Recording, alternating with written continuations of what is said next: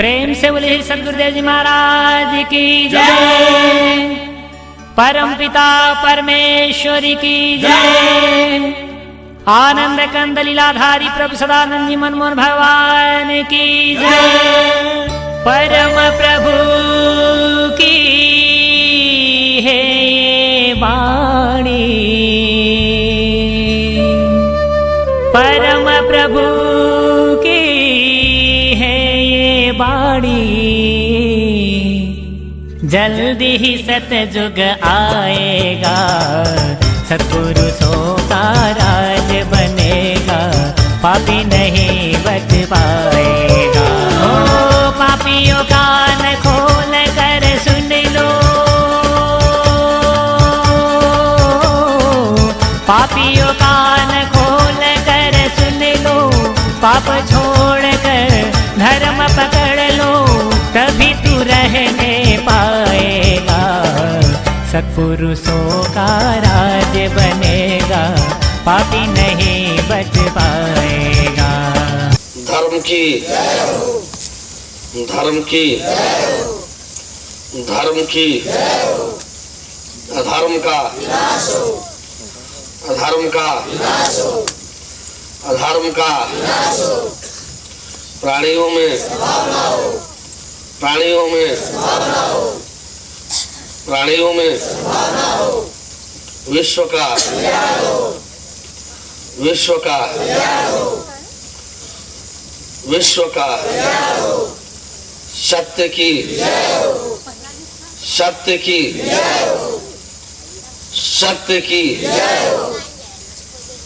सत्य की बोले परम प्रभु परमेश्वर की, सकल भगवत समाज की, सकल सज्जन वृंद की, बोले परम प्रभु परमेश्वर की, सत्य में जयतनानंद।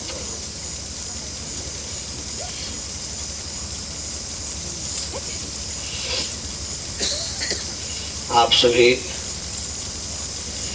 27 तारीख से ही इस कार्यक्रम को सुनते चले आ रहे हैं। आज के बाद 3 दिन का और सत्संग कार्यक्रम से इसे 31 पहले और दूसरी।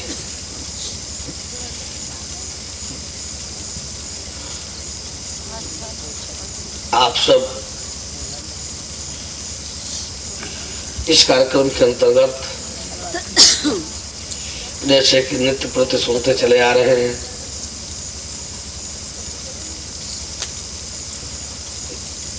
मुख्य बातें बतलाई जाती है। इस कार्यक्रम का मुख्य उद्देश्य है जीव ईश्वर परमेश्वर का दर्शन। जीव ईश्वर और परमेश्वर, जीव आत्मा और परमात्मा, जीव ब्रह्म और परम ब्रह्म। इसी को मुस्लिम बंधुजन रूह नूर अल्लाह ताला कहते हैं। इसी को ईसाई बंधुजन सेल्फ सोल एंड गॉड कहते हैं। इसी को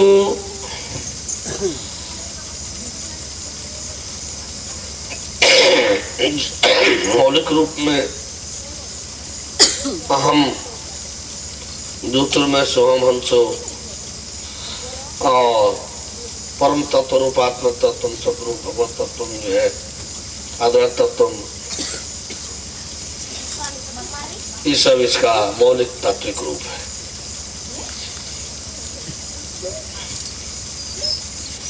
यहाँ पर रात भी कहा गया था, आज भी कहा गया कि एक बड़ी अजीब सी बात है।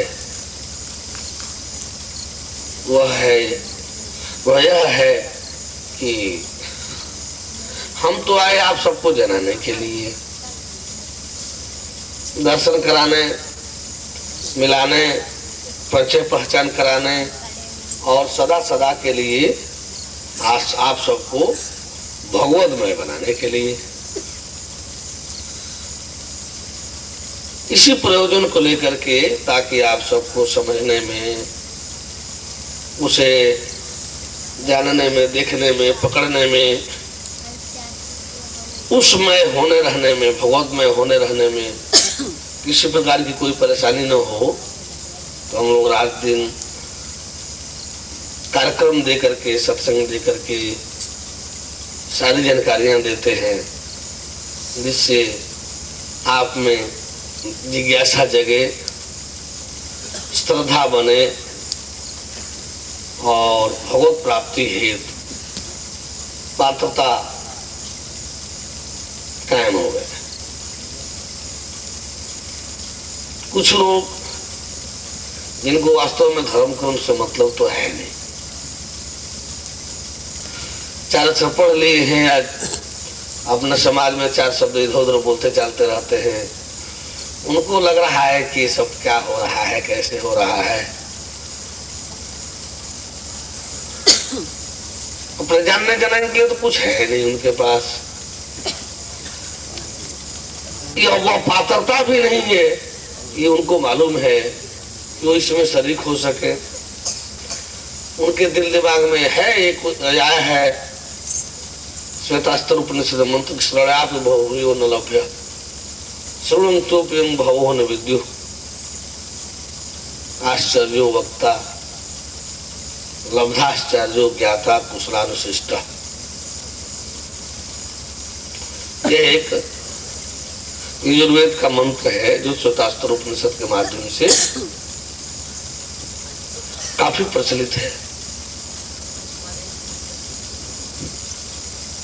टूटे फूटे शब्दों में इसका अर्थ है, पहले तो यह ऐसा विषय ही है कि श्रवणापि बहुभूयो न लभ्य, सुनने के लिए ही यह बहुतों को नहीं मिलता, सुनने के लिए ही यह बहुतों को नहीं मिलता। तीन प्रमाण हम लोग देखते हैं, कठोपनिषद में भी एक है, रामचरितमानस में भी है और श्रीमद् भागवत महापुराण में भी एक प्रकरण है कि वैसे उस समय सतयुग में देवी देवताओं की कमी नहीं थी। उस परम तत्व को जानने के लिए, परम प्रभु को जानने के लिए देवता लोग कितनी बैठकें किए और कितने राय परामर्श किए। सभी देवी देवता लोग मिलकर के सारे राय परामर्श विचार मंथन के बावजूद भी वो नहीं जान पाए थे। यमराज नचिकेता को जो उपदेश दे रहे हैं तो देवैरत्राम पुराकिल नहीं सुविज्ञ मूर्देश धर्म, इसे करके जब वो डील किए हैं कि यह इतना आसान साधारण धर्म नहीं है कि सब लोग सहज ही जान लेंगे। बता रहे हैं कि नचिकेता, हम सब देवजन जो है, देवताओं में भी इस पर काफी विचार मंथन हुआ था कि आखिर वह परम प्रभु, वह परम तत्व तो कहाँ रहता है, कैसा है, जो संपूर्ण सृष्टि का मालिक है, सर्वे सर्वा है। और सारे देवता लोग मिलकर के बैठक किए, विचार मंथन किए, बहुत विचार विनिमय के बावजूद भी नहीं जान पाए। यमराज ने स्पष्टता नचिकेता से कहा है कि नहीं जान पाए, बहुत विचार विनिमय के बावजूद भी। ये तो सतयुगीन देवी देवताओं की बात रही। वैसे ही त्रेता युग में भी जब चारों तरफ हाहाकार और सारे ऋषि महर्षि अपनी अपनी डपली और अपना अपना राग लापने लगे, अपने अपने पीछे अनुयायियों को बांध करके अपने में एक धर्रा बनाकर पीठ खोल खोल करके, कहीं वशिष्ठ जी, कहीं जागबल्ग जी, कहीं भारद्वाज जी, कहीं क्रतु, कहीं पुलह, कहीं पुलस्थित, कहीं अगस्त, कहीं सब ऋषि महर्षि लोग जो है अपने अपने शिष्यों में भगवान ही बन बैठे थे। अब वही एक मंत्र जो है पहले से था, जब ज्ञान प्राप्ति के अंतर्गत ज्ञान ग्रहीता ने देखा कि ये हमारे सदगुरु जो विष्णु जी है उसी में सब कुछ है, ब्रह्मा विष्णु महेश सब देवी देवता, वो विराट दर्शन के अंतर्गत जब दिखाई देने की बात आई तो उसमें आया कि गुरु ब्रह्मा, गुरु विष्णु, गुरुदेव महेश्वर, गुरु साक्षात परम ब्रह्म तस्मै श्री गुरुवे नमः। तो अब तो लोगों ने देखा उस परम तत्व में, भगवत तत्व में हमारा सब दिखाई दिया। वो तो सारा ब्रह्मांड उसमें दिखाई देता है, तो सारा ब्रह्मांड उसमें स्थित रहता है। तो अब वहां तो ये नियम लागू हो गया, वहां तो ये बातें सही हुई, लेकिन अब वह उसी के आड़ में अब गुरु जी लोग अपना धंधा करना शुरू कर लिए। कान फूक रहे हैं, कोई दीक्षा दे रहे हैं, कोई मंत्र दे रहे हैं, कोई तंत्र दे रहे हैं। देखो भाई यही ज्ञान है और हम गुरु हैं। देखो ना लिखा है गुरु ब्रह्मा गुरु विष्णु गुरुदेव महेश्वर गुरु साक्षात परम ब्रह्म तस्मै श्री गुरुवे नमः। भाई गुरु तो साक्षात परम ब्रह्म परमेश्वर होता है। नहीं सुने दिन में कि पति परमेश्वर होता है, स्त्रियों के लिए तो पति ही परमेश्वर है, और कैसा परमेश्वर। वो दूसरे को तो कहेंगे कि महात्मा भगवान बनता है, यानी सब भगवान बन जाते हैं। अपने पर लागू होता है कि अपने पत्नी को फंसाए रखने के लिए अपने को परमेश्वर घोषित करवा रहे हैं। हमारी पत्नी कहीं भगवान खोजने न निकल जाए, इसलिए अपने ही को परमेश्वर घोषित करवाना चाहते हैं। अपने फसाद को नहीं देख रहे हैं कि हम फंसा करके पत्नी को और उसका सत्यानाश करा रहे हैं। बोले परम ब्रह्म परमेश्वर की। तो इस तरह से जो है सब गुरु जी लोग अभी सब मंत्र के आड़ में परम ब्रह्म परमेश्वर बनने लगे। किसी को अब उससे कम पर पड़ता नहीं हुआ। ब्रह्मा विष्णु महेश परम ब्रह्म परमेश्वर सब हमारे कौन है? गुरु जी है, सब हमारे गुरु जी सब है। आगे चल करके कुछ ही जाए, सब बोलते बोलते संतत्व का फुलाव होते होते एक बार एक राजपुरोहित, पता नहीं संस्कृत में टेक्स्ट बुक में पढ़ाया जाता था 7वें 8वें क्लास में, अभी समय है कि नहीं है, इस उत्तर प्रदेश के टेक्स्ट बुक में था। उसमें का परिपाटी करके था मूर्ख पंडित वाला में।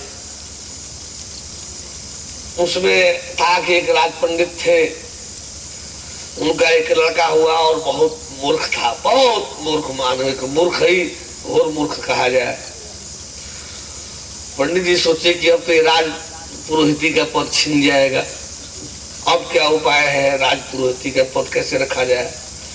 तो उस लड़के को जो है सारा ज्योतिष विद्या पंडिताई रटा दिए, पूरा रटने के उत्तर के रटा दिए।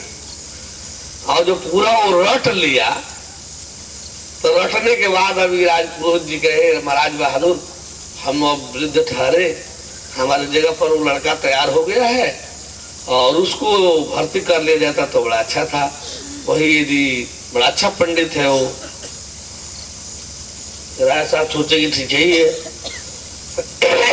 जब ऐसा कह रहे तो क्या है, लाइए उसका थोड़ा जांच किया जाएगा, हो जाएगा। पंडित जी तैयारी कर करा करके अगले दिन लड़के को लाए दरबार में उसके अपॉइंटमेंट के लिए,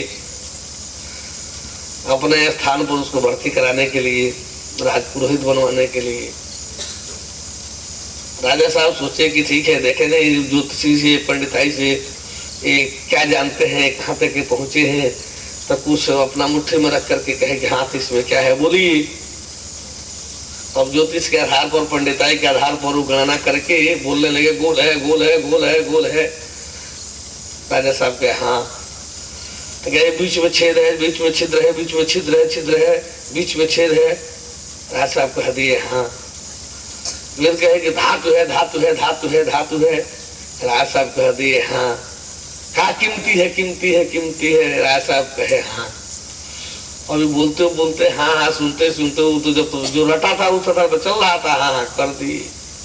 ये 2-4 बार हाँ हाँ सुनने के बाद जो है वो फूल गया और वो उसको लगा कि हम जो बोल रहे हैं सब सही हो रहा है।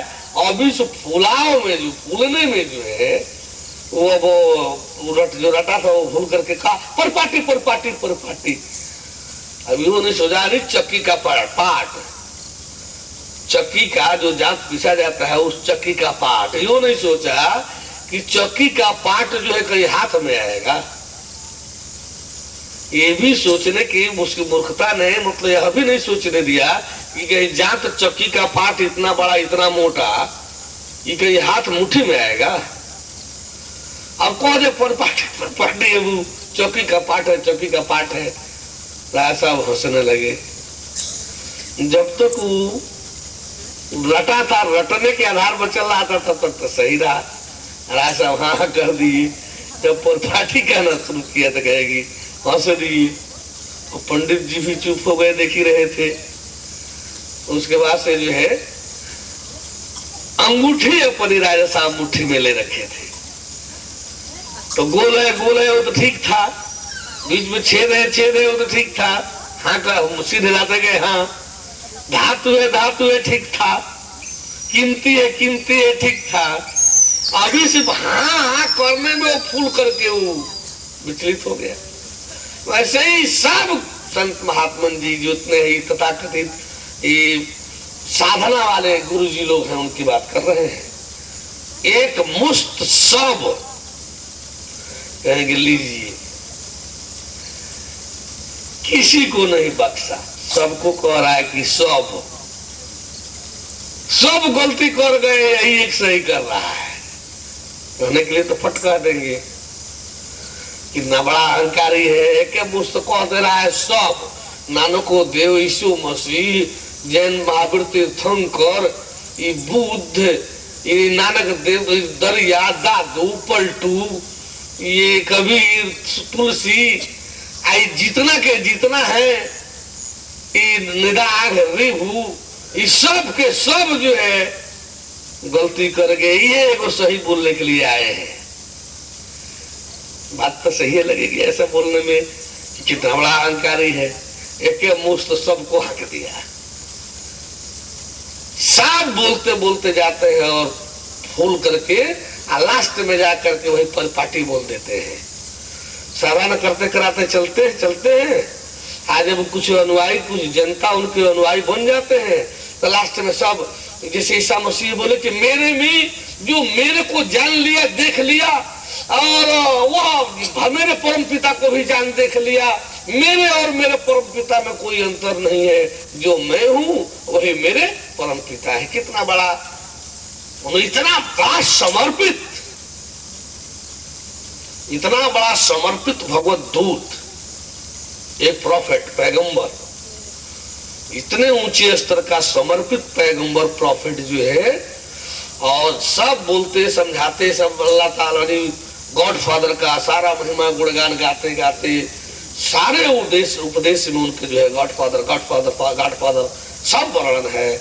लेकिन लास्ट पॉइंट जहां की कुंजी है वही ऐसा मिस कर जाते हैं, वही परिपाटी वाली हाल हो जाती है। सब तो बोलते गए, उपदेश देते गए, सही कहते गए, और लास्ट पॉइंट जहां मेन पॉइंट जहां रखना था, जहां ताली है, कुंजी है, जहां से मुख्य रूप से बस सब कहते कहते गए, फाइनल टर्न था, तो वहां वही मूर्ख पंडित वाले हाल।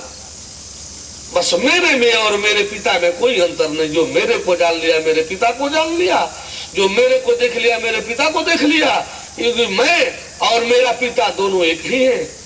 जैसे जो मैं हूं वही मेरा पिता है।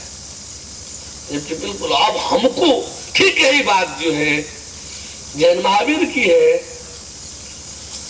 12 वर्ष 6 महीना 26 दिन,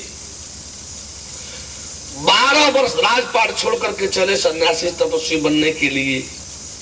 जैन महावीर अंतिम तीर्थंकर, 24वां तीर्थंकर,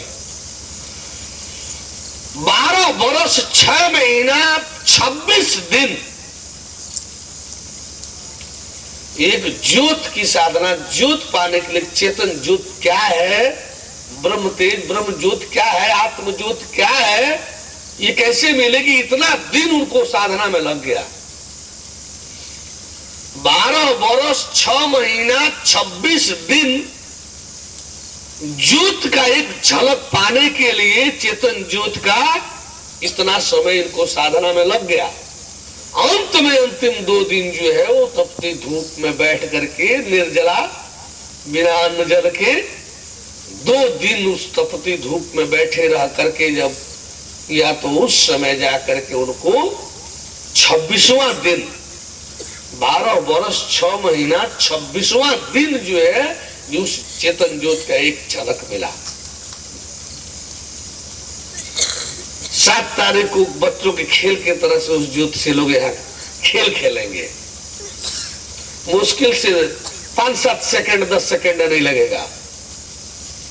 उस ज्योत को पाने में मुश्किल से 5-10 सेकंड नहीं लगेगा। जो बहुत बहुत जड़ी होंगे, बहुत जड़ी होंगे, जड़ता से ग्रसित होंगे, बहुत ममता मोह से ग्रसित होंगे, उनको बड़ा लगेगा तो 10-20 सेकंड 20-25 सेकंड लग सकता है। शायद मिनट किसी में नहीं जाएगा, 1 मिनट किसी को नहीं लगेगा। यानी 12 वर्ष 6 महीना 26 दिन में एक झलक ज्योत पाए। अब उसी का केवल वैराग्य साट दिया उसमें उन्होंने, उस ज्योत के साथ, उस आत्मदर्शन के साथ वैराग्य उन्होंने साट लिया अपने साथ, और उसी को ज्ञान कह करके बांटना शुरू कर दिया।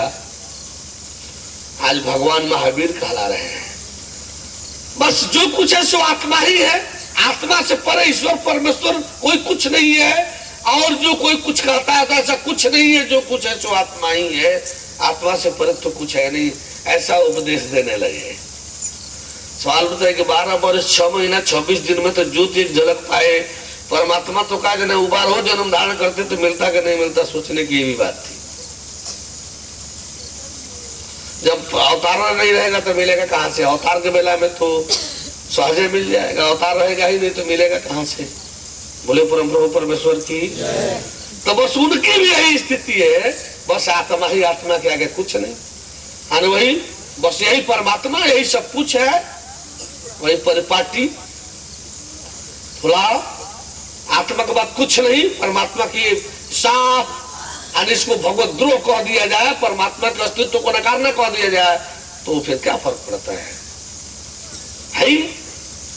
ठीक इसी तरह से बुद्ध की हाल है, तीर्थंकर की। बैठे थे सत्यार्थी, उनके साथ 4 सत्यार्थी भी हो गए थे। वो वृद्ध देख करके, मरीज देख करके, और एक जो है मृतक देख करके, तो इनको वैराग्य हुआ। यशोधरा जैसी उनके राज्य सुंदरी जो है, और राहुल जैसे पुत्र को छोड़ करके वो एकाएक निकल कर भागे। वैराग्य उनका जो है उनको जोड़ दिया, और खोजते खोजते सत्य की खोज में जो है वो लग गए। अब संकल्प लिए कि हमको सत्य नहीं मिलेगा तो हम आहार भी ग्रहण नहीं करेंगे। तो बोध गया में जो बोध वृक्ष कहा जाता है, वहां वो बैठ करके तपस्या, वो व्रत ले लिए कि जब तक सत्य नहीं मिलेगा हम खाना नहीं खाएंगे। 4 और उनके साथ हो लिए थे सत्यार्थी। ये 5 आदमी व्रत करना शुरू कर दिए। 21 दिन इनका बीत गया उपवास। 21 दिन जब बीत गया तो कुछ औरतें धान की रोपनी, आषाढ़ सावन का मौसम तो महीना था, कुछ औरतें धान रोपने के लिए जा रही थी, देहात में तो गीत गाते हुए जा रही थी। तो उसी गीत में उन सबों का एक अर्थ भाव था कि सितार के तार को इतना नहीं तान देना चाहिए कि वो बजे ही नहीं, टूट जाए, बजने के पहले ही टूट जाए, और उस तार को इतना ढील भी नहीं रखना चाहिए कि उसमें से सही और शुद्ध आवाजें न निकले। सितार के तार को इतना तानना नहीं चाहिए कि बजाने के पहले ही टूट जाए, और इतना ढील भी नहीं रखना चाहिए कि शुद्ध आवाजें न निकले। इसी अर्थ भाव का वो सब गीत भजन गाती चली जा रही थी। यह जो है बुद्ध के कान में पड़ा, तो जाके जस भौतव्यता तैसी मिले सहाय, आप उन जावे ताहि पद ताहि तहां ले जाए। अब बुद्ध को लगा कि उस बड़ी गौर से इस आवाज को उन्होंने सुना, इस गीत को, और सुनने के बाद वो फट अपने पर लागू कर लिए। देखो हो ये ठीक ही गाती है सब। हमको सत्य के लिए जब हम शरीर का तार ही तोड़ देंगे तो फिर सत्य मिलेगा कहां से? सत्य की खोज में जिस शरीर को लगाए हैं तो इसके तार को हमको इतना नहीं कस देना चाहिए कि टूट जाए। ठीक है कह रही है साहब, हाँ ढील में नहीं छोड़ना चाहिए जिससे इसकी उपलब्धि न हो सके। तो हो न हो हमको व्रत तोड़ देना चाहिए। ऐसे अभी संकल्प विचार करते ही रहे। तो जब आप कोई काम करते करते किसी उस लाइन के सिरे पर जब पहुंचेंगे, और खास करके वो लाइन एक धर्म की है, तो वहां सिद्धियां काम करने शुरू कर देती है। इष्ट सिद्धियां जो है वो चक्कर लगाने शुरू कर देती है। मनसा की पूर्ति बड़ी जल्दी जल्दी होने लगती है। तो अब जैसे ये सोच रहे हैं, तब तक सुजाता नाम की एक महिला थी, साधिका थी, वो साधना से युक्त थी। वह जो है खीर बना करके ठीक उसी समय वो सुने जानी थी कि कुछ सत्यार्थी जो है सत्य के लिए उस वृक्ष के नीचे जो है व्रत करके पड़े हुए हैं। वो सोची, उसको लगा कि हम चल करके समझा लेंगे, डील कर लेंगी। वो खीर बनाई, सोची कि सुनी कि 21 दिन से पड़े हैं सब, कोई कोनो कुछ खा पी नहीं रहा है।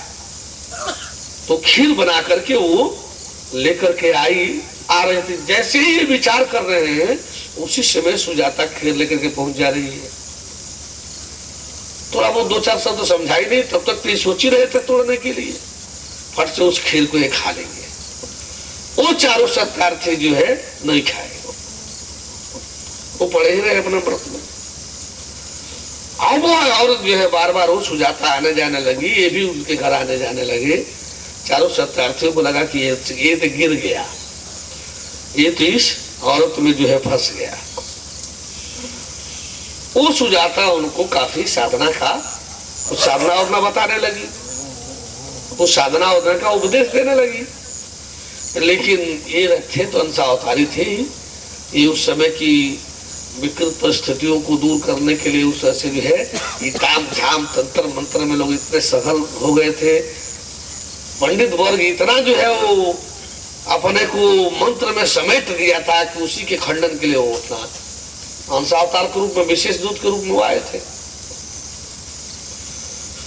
अब जो है वो उसने कुछ उपदेश दिया और उसी को जो है बोध समझ करके, जो उनके अंदर एक विचार आया, विचार को ही बोध मान करके, जबकि वो आध्यात्म भी नहीं है, वो आत्मा भी नहीं है। बुद्ध को आत्मा का भी पता नहीं था, परमात्मा का पता तो था ही नहीं।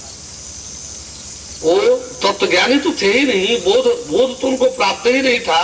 वो आध्यात्मिक भी नहीं थे, विचारक जरूर थे, विचार उनके अंदर एक उत्पन्न हुआ। जैसे थिंकिंग थॉट थेसिस फिलॉसफी होता है, तो वो इस यूनिवर्सिटी के कोई फिलॉसफर तो थे नहीं कि जो थाट आया फट से उसको लिपिबद्ध करके और हेड के बाद जा करके जी सर हुजूर यही हमारा थाट है। तो खैर वो विषय बाद में, फिलॉसफी क्या है रहते वो लोग तो कुछ बात कर लिया जाता कि फिलॉसफी क्या है, एक पतन कारक है, रूप है, एक उत्थान परक रूप था। थिंकिंग करते हुए थाट पर गए और थाट से उनको आगे बढ़ना चाहिए था, तो फिर जो है आगे शिक्षा में नीचे गिर करके, और नीचे गिर कर आ गए तो महत्वाकांक्षा हुई कि हमारे हेड साहब इसको मंजूर कर ले, और फिर वो आकर के वो 2 पैसे की रोटी में पहुंच गए। कहीं थाट से आगे गए होते तो पैसा उनके लिए घेरा हो जाता, और वो पीछे पीछे गर्ज होता तो पैसा आता नहीं, गर्ज होता नहीं। तो थाट जो ऊंचाई का एक दरवाजा है, वो दीवार पर पार करना था, अब उसको पार करके उनको अध्यात्म में प्रवेश करना होता है। थाट के बाद अब अध्यात्म का क्षेत्र आता है, और अध्यात्म समाप्त होने पर तत्व ज्ञान का क्षेत्र आता है। तो थाट के बजाय वो आगे जाने के, इनका प्रयोजन होता है पैसा कमाना डिग्री हासिल करके, तो उस थाट को क्या करते हैं, लिपिबद्ध कर देते हैं, अब लिख देते हैं शिक्षा में नीचे गिर करके, तो उसी का नाम थेसिस हो जाता है। थिंकिंग करते करते विषय पर, और जब एक उसके अवधारणा में पहुंचते हैं तो थाट हो जाता है। परम प्रभु की है वाणी, परम प्रभु की है ये वाणी, जल्दी ही सतयुग आएगा, सतपुरुषों का राज